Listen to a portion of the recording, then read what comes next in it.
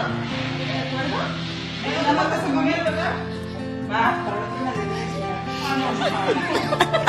Dale la casa para la coca. Ya con las 10 ya como. Va, vamos con tu mami.